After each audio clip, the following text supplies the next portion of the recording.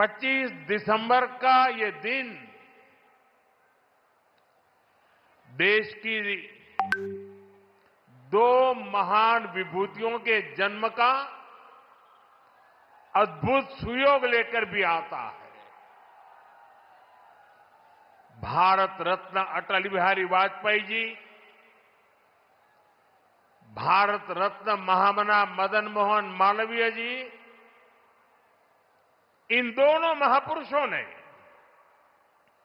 भारत की अस्मिता, एकता और गौरव की रक्षा की और राष्ट्र निर्माण में अपनी अमिट छाप छोड़ी। साथियों, आज 25 दिसंबर को ही महाराजा बिजली पासी जी की भी जन्म जयंती है। लखनऊ का प्रसिद्ध बिजली पासी किला यहां से अधिक दूर नहीं है। महाराजा बिजली पासी ने वीरता, सुशासन और समावेश की जो विरासत छोड़ी, उसको हमारे पासी समाज ने गौरव के साथ आगे बढ़ाया है। ये भी संयोग ही है कि अटल जी ने ही वर्ष 2000 में महाराजा बिजली पासी के सम्मान में डाक टिकट जारी किया था। साथियों, आज इस पावन दिन मैं महामना मालवीय जी, अटल जी और महाराजा बिजली पासी को श्रद्धापूर्वक नमन करता हूं, उनका वंदन करता हूं। साथियों, थोड़ी देर पहले मुझे यहां राष्ट्र प्रेरणा स्थल का लोकार्पण करने का सौभाग्य मिला है। ये राष्ट्र प्रेरणा स्थल उस सोच का प्रतीक है जिसने भारत को आत्मसम्मान, एकता और सेवा का मार्ग दिखाया है। डॉक्टर श्यामा प्रसाद मुखर्जी, पंडित दीनदयाल उपाध्याय जी और अटल बिहारी वाजपेयी जी, इनकी विशाल प्रतिमाएं जितनी ऊंची है, इनसे मिलने वाली प्रेरणाएं उससे भी अधिक बुलंद है। अब तक करीब 8 लाख किलोमीटर सड़कें गांवों में बनी है और इनमें से करीब 4 लाख किलोमीटर ग्रामीण सड़कें पिछले 10-11 साल में बनी है। और साथियों, आज आप देखिए, आज हमारे देश में अभूतपूर्व गति से एक्सप्रेसवे बनाने का काम कितनी तेजी से चल रहा है। हमारा यूपी भी एक्सप्रेसवे स्टेट के रूप में अपनी पहचान बना रहा है। वो अटल जी ही थे जिन्होंने दिल्ली में मेट्रो की शुरुआत की थी। आज देश के 20 से ज्यादा शहरों में मेट्रो नेटवर्क लाखों लोगों का जीवन आसान बना रहा है। भाजपा एनडीए सरकार ने सुशासन की जो विरासत बनाई है, उसे आज भाजपा की केंद्र और राज्य की सरकारें नए आयाम, नया विस्तार दे रही है।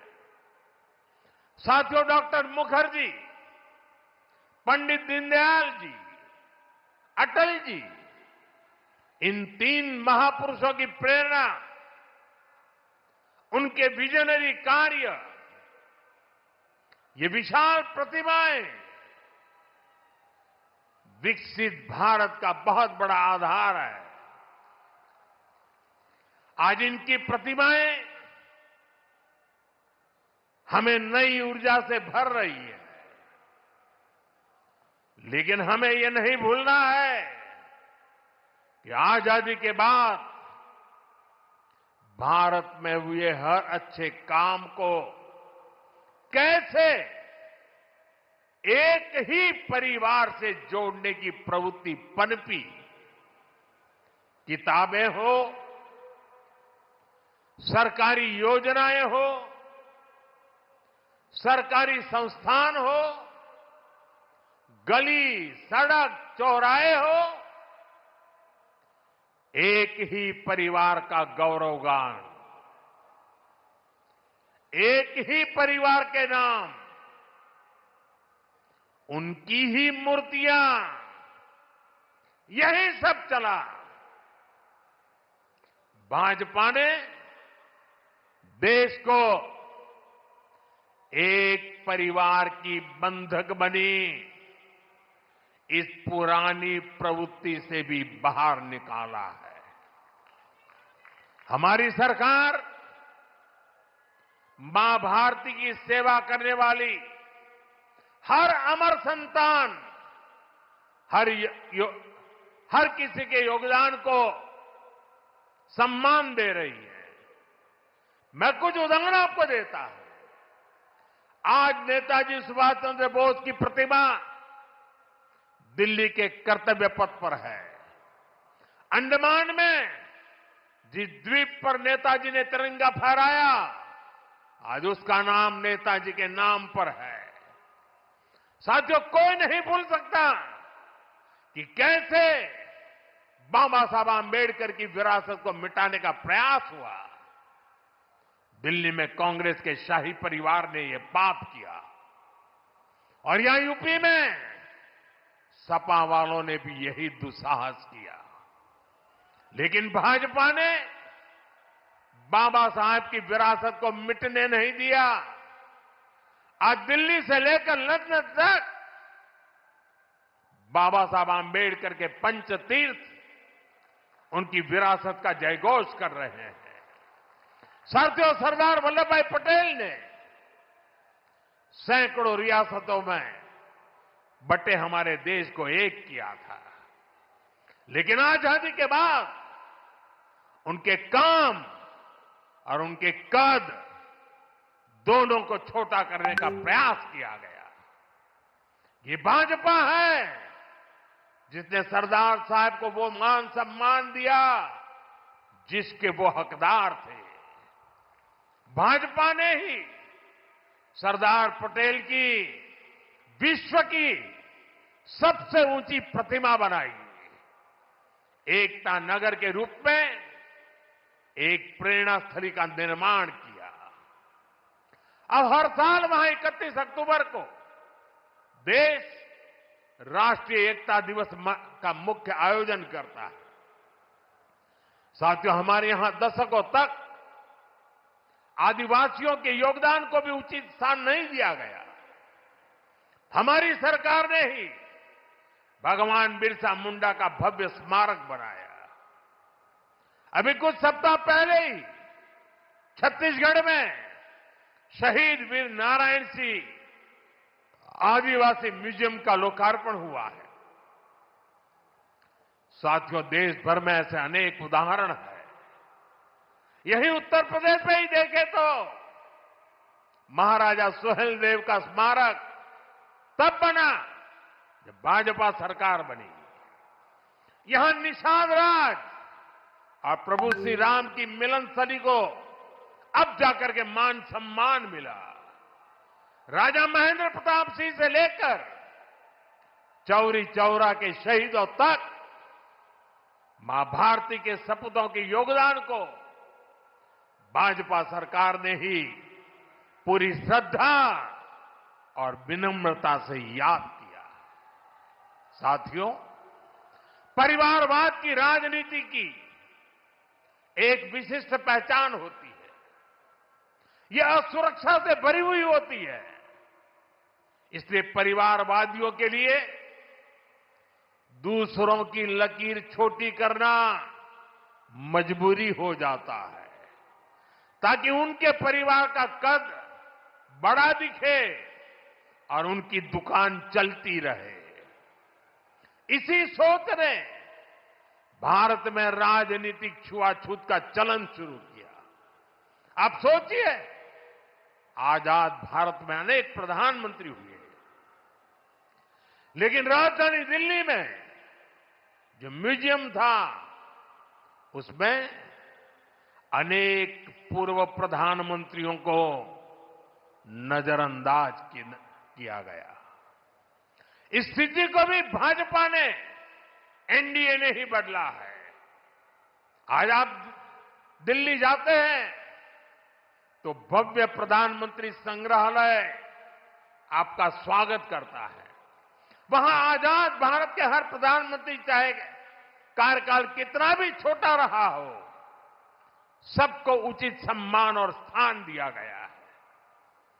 साथियों, कांग्रेस और उसके सहयोगियों ने राजनीतिक रूप से भाजपा को हमेशा अछूत बनाए रखा, लेकिन भाजपा के संस्कार हमें सबका सम्मान करना सिखाते हैं। बीते 11 वर्षों में भाजपा सरकार के दौरान, एनडीए सरकार के दौरान नरसिम्हा राव जी और प्रणब बाबू को भारत रत्न दिया गया है। ये हमारी सरकार है जिसने मुलायम सिंह यादव जी और तरुण गोगोई जी जैसे अनेक नेताओं को राष्ट्रीय पुरस्कारों से सम्मानित किया है। कांग्रेस से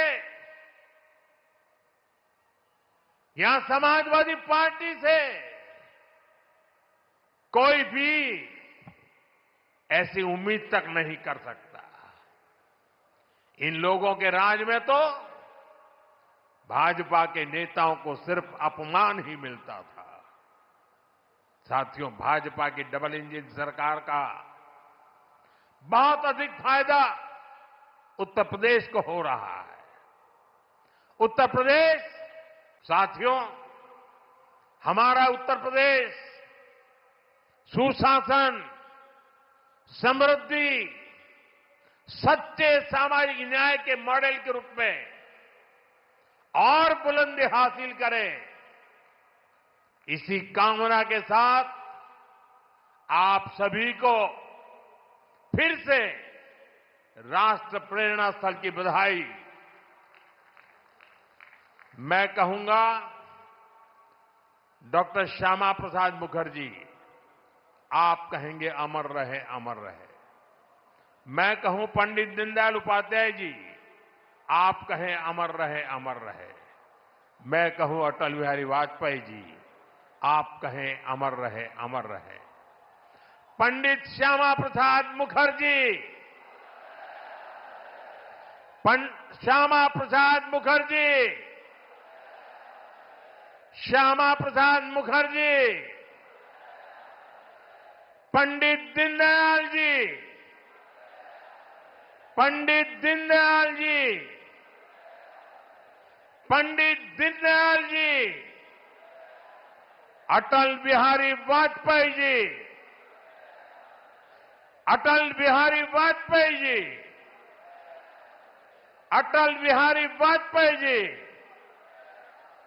भारत माता की वंदे वंदे